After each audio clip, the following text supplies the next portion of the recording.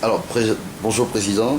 Oui, bonjour le Togovi. Hier, Monsieur le Président Faure Gnassingbé a fait une déclaration comme quoi il ne touchera pas à la Constitution, l'actuelle, celle qui est en vigueur, et ce qui veut dire qu'il n'y aura pas de réforme selon lui. Alors que pensez-vous de cela en tant que leader politique? Je vous remercie. Vous savez,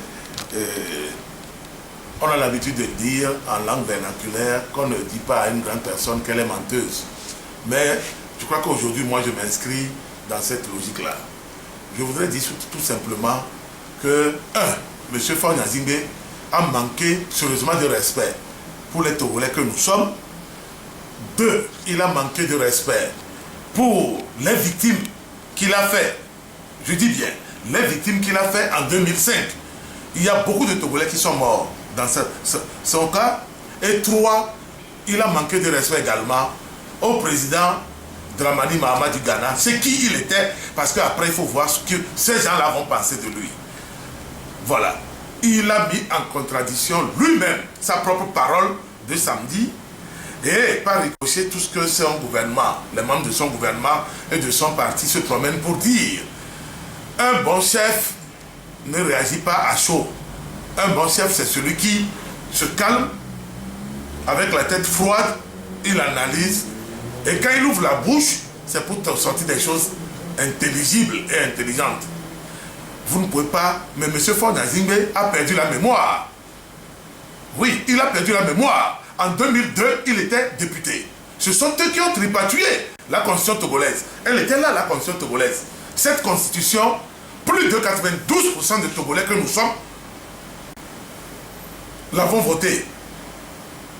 En 2002, le RPT était seul à l'Assemblée du Togo. 81 députés uniques. Et les enfants se complaisaient à les traiter de moutons, d'autres à les traiter d'adoptés. Puisque certains étant analphabètes, ils attendent que Natchaba lève la main pour voir s'il a vraiment levé la main. Adopté pour que aussi lève la main. Soyons sérieux. Ça c'est un. De 2. 2005, à la mort de feu président Yadema, M. Faure Gnassingbé et ses amis ont tripatouillé plus d'une vingtaine de fois la constitution du Togo en une seule journée pour faire de lui de 0 à 1000. Vous comprenez? Mais je crois qu'il a perdu la raison, ou bien, je ne sais pas, ou bien le pouvoir l'a gangréné au point où je ne reconnais même plus le personnage. Vous comprenez? C'est à cela que j'ai dit c'est dangereux. Ah oui, nous ferons les réformes. Le peuple togolais va remettre ses propres fondamentaux en place. Les réformes seront faites. Elles seront faites.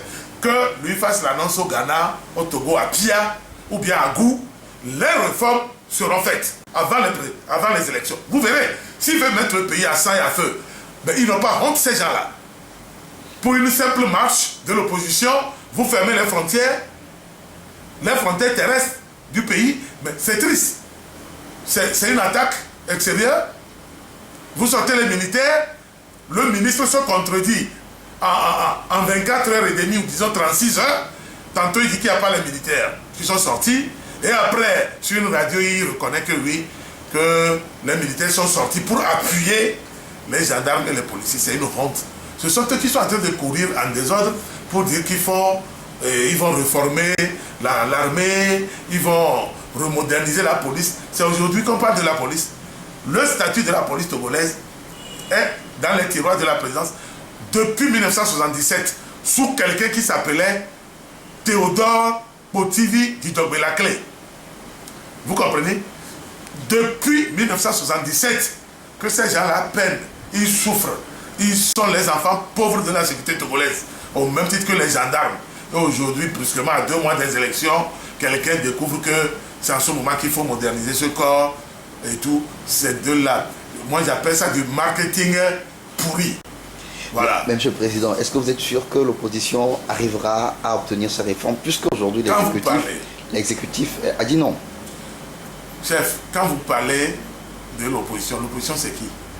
Ne vous fixez pas sur l'opposition. Moi je dis que c'est le peuple qui réclame cela. J'ai entendu un député ce matin sur une radio, je ne veux même pas dire son nom, mais vraiment. Ma fille m'a demandé, papa, lui là, il a fait quelque chose, il dit, c'est pas avant de lui demander. Comme il dit qu'il parle au nom du peuple, n'est-ce pas? Mais il a mélangé les torchons. Il a mélangé tout, c'était. Vous comprenez? Il a confondu tout. Vous comprenez? C'est le peuple togolais. Il se complaisait à dire qu'il sort 62 députés. Mais avec quel électorat? Vous avez 62 députés avec moins de 850 000 électeurs. L'opposition a 27 députés avec plus de 1 305 000 électeurs. Et vous parlez du peuple. Le peuple est où finalement? Le peuple c'est nous. Le vrai peuple c'est nous. C'est CAP 2015. Plus nos amis du CAR, de Hadi et de la dame, madame de Sursaut Togo, monsieur Dimoret. Voilà le vrai peuple. Parce que si nous additionnons toujours ces gens-là, vous avez vu ce que ça donne encore? Et il se complaît parce que le découpage électoral est fait comme chez les souris, qu'on distribue sur le territoire, où 8000 électeurs dans une préfecture vont voter pour 2 députés et que 160 000 électeurs votent pour 3 députés. Et vous pensez que ça c'est équitable? Soyons sérieux. Ils n'ont rien fait encore et ils n'ont rien dit encore. Nous les ferons ces réformes. Monsieur de Togovi, c'est moi qui vous le dis, nous les ferons ces réformes. Nous les ferons, nous mettrons le verrou. N'en déplaise. Si M. Faure Gnassingbé veut amener la guerre au Togo, ça le regarde lui seul. Parce que ce qu'il a déployé le vendredi 21 novembre a surpris plus d'un. Même les Européens ont dit, mais le rapport de force n'existait pas. Ça c'est trop fort. Vous ne pouvez pas sortir les chars, les 12-7, les 14-5 contre une population au mains nues qui réclame quoi? 2 tours de scrutin, on le fera. Limitation de mandat, on le fera. La Cour constitutionnelle, elle sera recomposée. La CENI, elle sera recomposée. Ah oui, mais M. Faure n'est pas dans une brousse et il n'est pas dans une ferme. Non, attendez, au XXIe siècle. Donc ça veut dire, et puis vous savez ce qui m'a fait rire, je ne savais pas qu'il maîtrisait les mots aussi forts dans le français. Il a dit rigoureusement, c'est le mot de trop, il faut encercler ce mot en rouge. Rigoureusement quoi? Pourquoi il ne s'est pas rigoureusement interdit de faire le coup d'état de 2005? C'est un putiste. Faure Gnassingbé est un putiste. C'est un putiste. Et il vient de nous montrer qu'il est prêt encore à opérer un putsch. Cette fois-ci, ça ne marchera pas. Il va marcher sur les cadavres des Togolais. Nous sommes 7 millions et quelqu'un. Son armée là, en fait, ce qu'il présente comme étant, vous comprenez? Mais même les militaires sont sérieux, ils n'ont pas de parents. La dernière fois, ils ont frappé que leurs propres parents. Ce sont les parents, leurs parents. Aujourd'hui, quand vous sortez, les députés, les anciens combattants sont venus me rendre visite pour me dire, on nous a appelé pour dire qu'ils n'ont qu'à dire à leur famille de ne pas sortir, on les a distribué 5 000. On va faire ça jusqu'à quand? Les gens n'ont pas honte. Les gens n'ont pas honte pendant que on dit, nous aussi, conformons-nous aux standards internationaux qui veulent que désormais ça soit limité à 2 mandats de 5 ans pour certains, 2 mandats de 4 pour d'autres, et que le président soit légitime, il faut 2 tours de mandat. Vous comprenez? Non, non, non, eux ils disent que c'est pas bon pour le pays, c'est ce que eux ils pensent être bon parce qu'ils volent allègrement le pays, ils pillent le pays pour créer, n'est-ce pas, les histoires de SECO, BTP. Il y a des entreprises qui ont financé, n'est-ce pas, cette marche-là. Nous on regarde, on dit que ça fait pitié. Ça fait pitié parce que si les entreprises, certaines entreprises peuvent financer des marches des partis politiques, autant prendre l'argent là, aller faire des réalisations directement pour le peuple qui souffre. Ouais. Et surtout le peuple d'où? Surtout c'est moi, Kara. Dans la Cosa, il n'y a rien. C'est la misère. On prépare 1 fois par jour dans la Cosa. C'est le soir. Quand on fait la pâte, les enfants divisent ça par 4. Il prend 1 quart, il va cacher. Il mange les 3 quarts qui restent.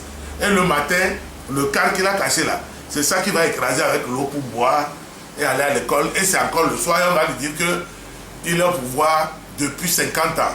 Et il vit dans les mêmes conditions. Attends, c'est triste. On fera les réformes.